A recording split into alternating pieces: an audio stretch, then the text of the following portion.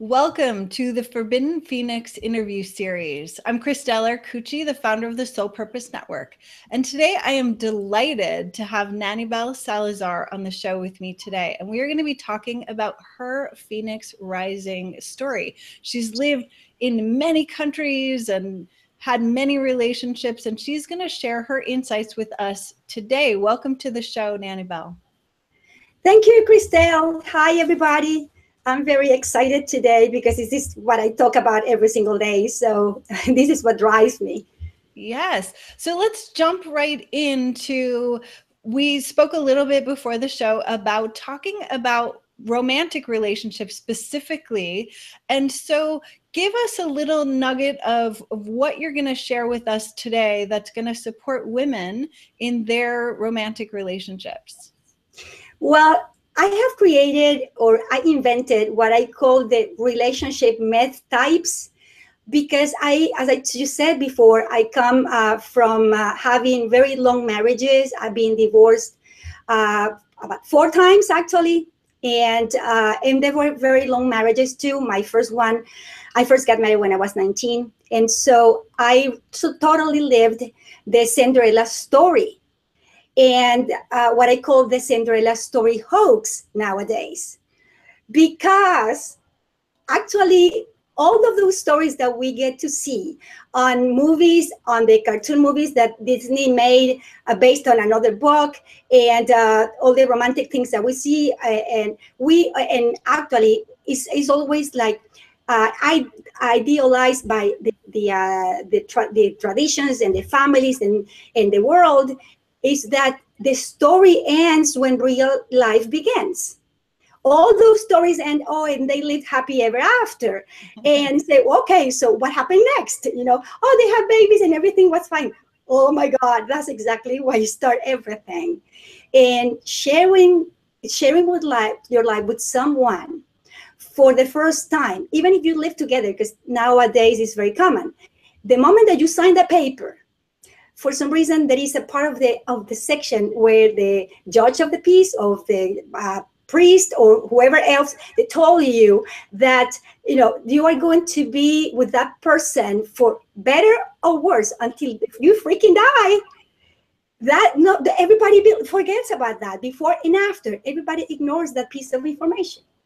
And so when we talk about romantic relationships, we are talking about the things that are actually the icing on the cake. But the cake itself has to be made, and it has to be made every single day.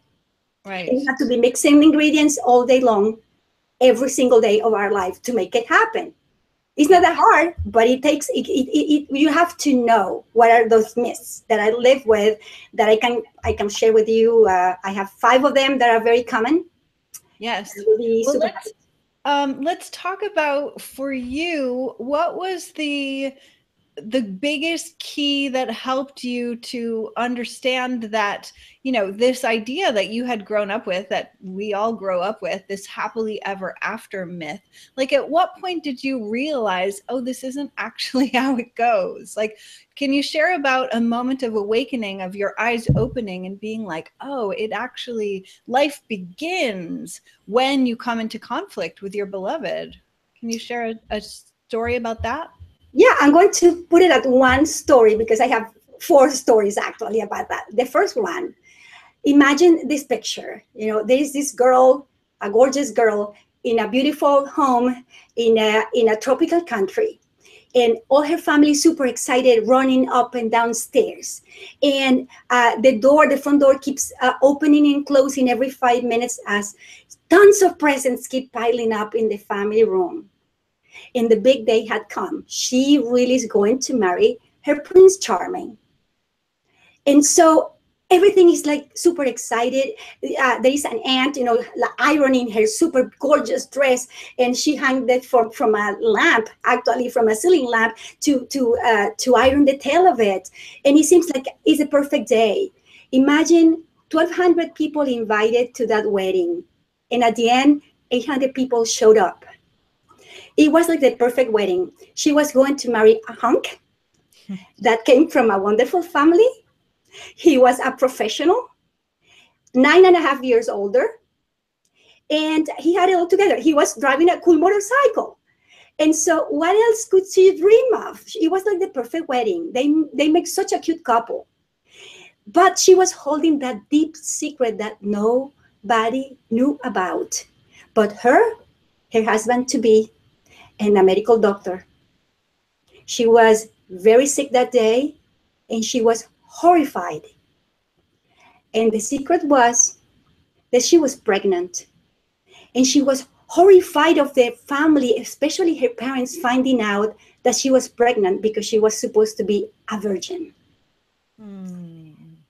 So it wasn't until about 5 days later, when that girl was 30,000 feet above ground, looking through the tiny windows into the clouds, when she realized for the first time that she was marrying a guy.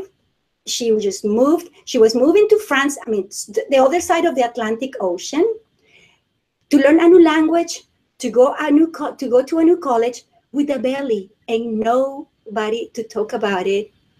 I mean, with anybody, not even her husband. He was completely oblivious. He couldn't even understand what she was crying. And so that's when my story started. I was just 19.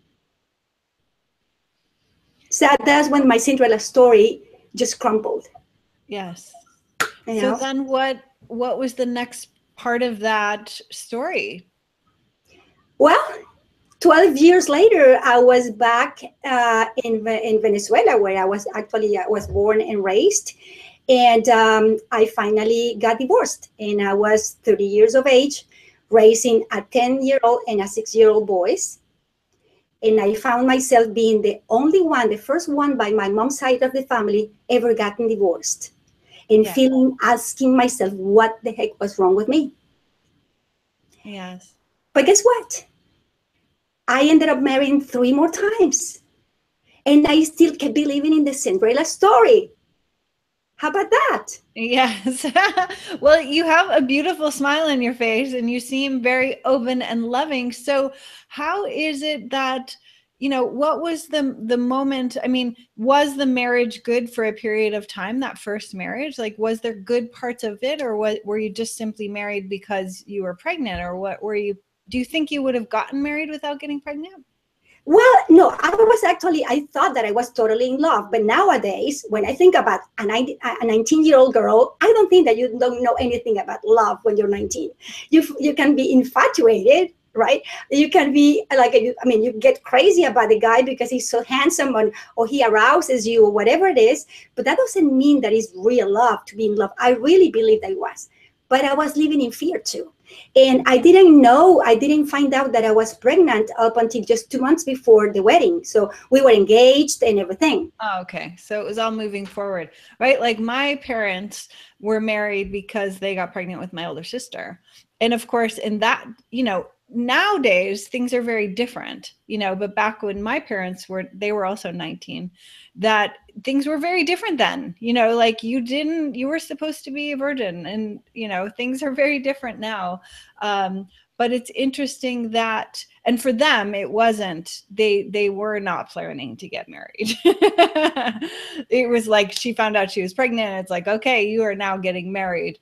So, so in this, so then so the next marriage, do you feel like you replayed the same myth all 4 times, or did you make different choices the second time? Oh, goodness, this is a good one. Because when I got divorced from my children's dad, I was 30. And guess what? I came from a family that was everything was taboo. Everything was a myth. We never had a conversation in my home about sex, about boys, about relationships, none of it. And so the little I knew was from my teenage friends who knew nothing about sex or anything, relationships in general. Nobody. We never had the conversation. So for the first time when I got divorced, I had the freedom to do whatever I wanted, although I had to, two kids to raise and everything else, and I had so many responsibilities. But for the first time, I didn't have a chaperone to come out, to go to parties. And I finally started dating, and freely a couple of years later. But then I was just so bitter about my divorce because he cheated on me. so many times. That was the main reason why. I mean, he, on top of it, he was smoking pot, and I never did drugs. And so it was a nightmare. We started fighting a lot, and he would yell at me in front of the children. So there were a lot of reasons why I got divorced. And I was just so hurt that I swore that I would never, ever will fall in love again. And so I changed my entire point of view of men. I still wanted to have a relationship. I became very clingy, by the way. But then I met a guy that I never fell in love with, and I said, well, this is the guy. I was very ambitious. I was just working like a dog. He liked to travel. I traveled ever since I was a very little girl with my parents, and I had already lived in France and in other places. So I was very worldly. I am, and he was too. And he was very funny. So I thought that just getting married to him was a good deal, and that I could eventually fall in love with him. But I wouldn't be hurt if I got divorced. What was the thing that did you feel like you needed a man to support you, or were you supporting yourself at that point? I mean, saying, I thought it was a good deal. What do you mean by that? Like, well, you're touching so many buttons. It's unbelievable. You're so good at this. Well, guess what? I was already independent, but independent because I always have felt ever since I was a little girl that I needed my dad or a man to support me. And that comes from a limiting belief, was my perception, because I had a wonderful dad that was he was a very good provider, and he got us everything we needed, and he didn't allow me to work when I was a teenager. Because he was the man of the house, and he was supposed to provide for the family. And so when I wanted to just work in December with my girlfriends at a bookstore wrapping presents, he will ask me, for example, oh, how much are they going to pay you? I say, I don't know. Why? I was just 14 years old. And he will say, oh, I will give you the money so you don't have to go. So it was like he was breaking my heart, because my point, it wasn't about the money. It was, I wanted just to go work with my friends. And so I have always carried that belief that I couldn't support myself without a husband. And although I was already working, I had a big business at that time when I met this second guy. It was about, I saw him like an equal guy, but he was talking about building a house. He was in a construction, he had a construction company, etc. So it was the worst deal that I ever made. To make it, the bottom line, it was the most horrible deal I ever made. It was 3.5 years of nightmare. Oh, no. Horrible. I don't recommend anybody to get married because it's the right thing to do or because it's a good deal. No, it's not. It would never be. No. So with that, your perspective of, because you've been married several times, what is it that you feel like is the healthiest motivation for a woman to get married from? Like, where do you see that there is then success in, what is a good reason? Because I find so many women say that to me, because I've never been married and I've always supported myself. Part of my upbringing that I was like, I am never going to need a man. So I went to the opposite extreme. But then women say to me all the time, like, how did you do it? And I'm like, I just chose it, where so many women feel like they need a man to provide for her. And so they get married and compromise themselves and their wishes and their future. So what is it from your perspective now with, because you're working with many women, you've had a lot of experiences. What do you feel like is a really solid motivation and clear path to success in marriage or, committed relationship? Well, I always, when I enter a marriage or a relationship, I'm always being committed 110%. Always. I am not one of those that will cheat on anybody. I'm super honest. And one of my issues has been communication. But to me, the keys that I have found out after 4 divorces and boyfriends and seeing myself literally sitting on my poop to see what the heck was going on in my life and why did I end up getting divorced so many times. I found these myths. I found so many I couldn't even count. I mean, I started searching. I put my entire health, my mental health on my hands, and I started doing interviews and surveys to try to find answers that nobody could give me. And a tip for your audience and for yourself is that we don't know what we don't know. And so we don't know how to ask because we don't know what are the questions.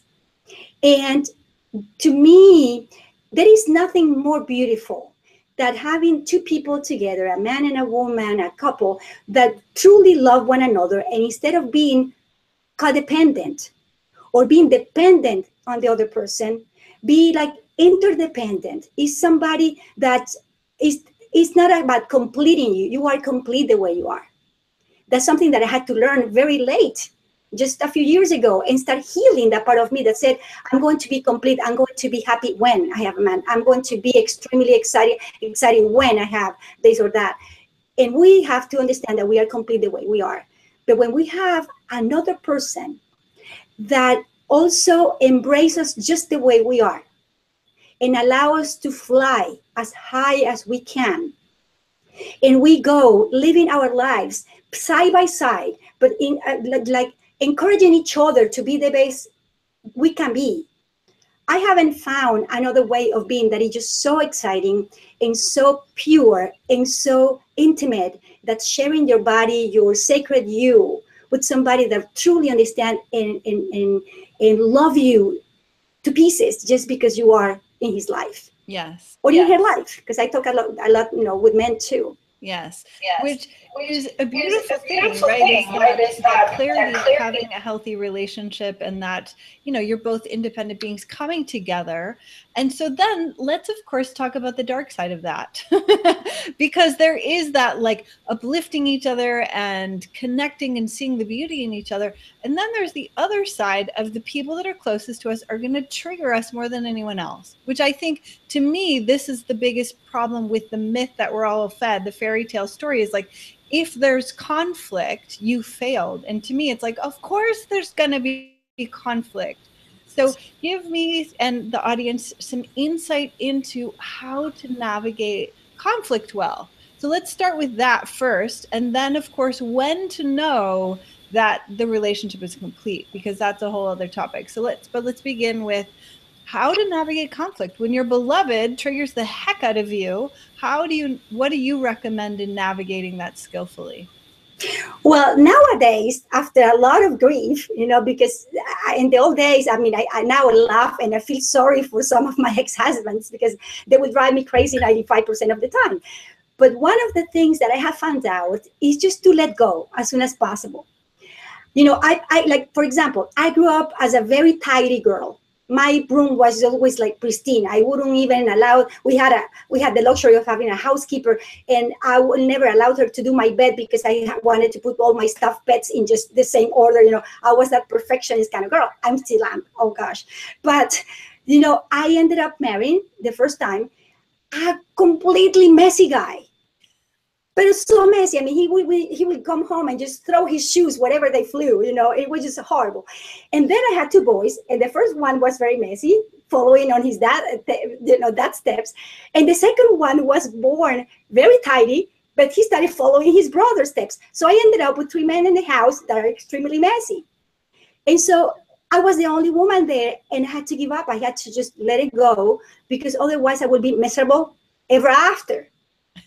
And so what I did, and guess what? When I married the second time, the really jerk that I married the second time, he was extremely tidy, but I hated him. Everything else would drive me crazy.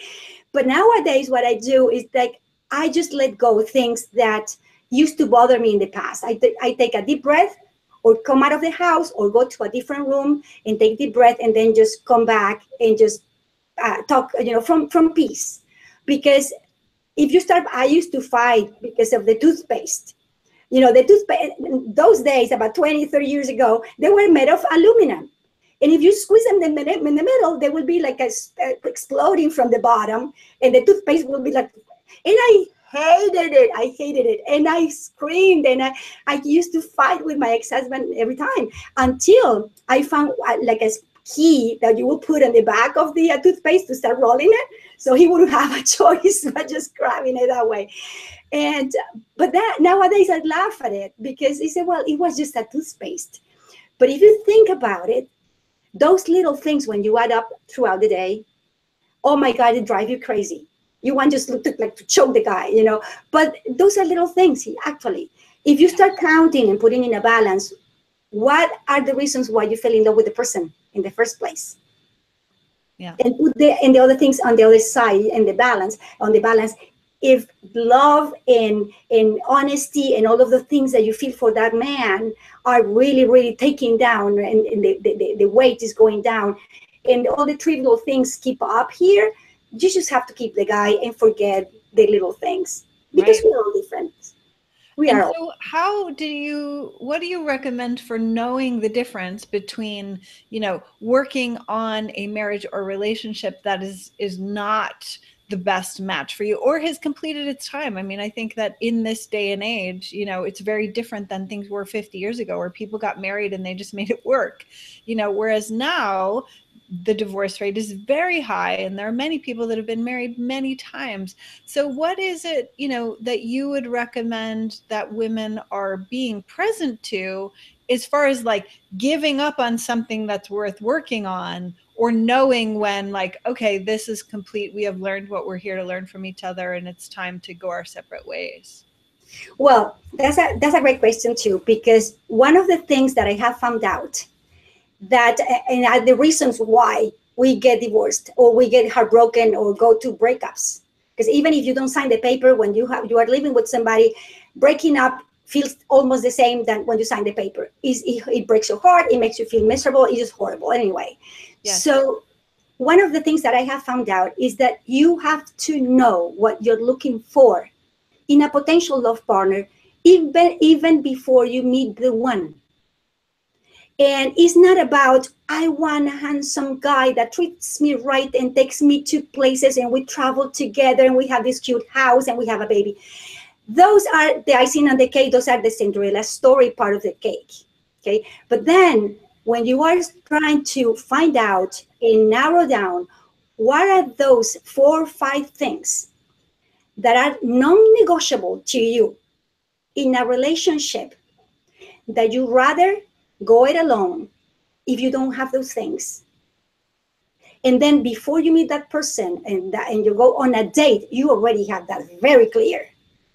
And as soon as possible, I will say it on the first date, because on the first date, you don't have attachments of anything.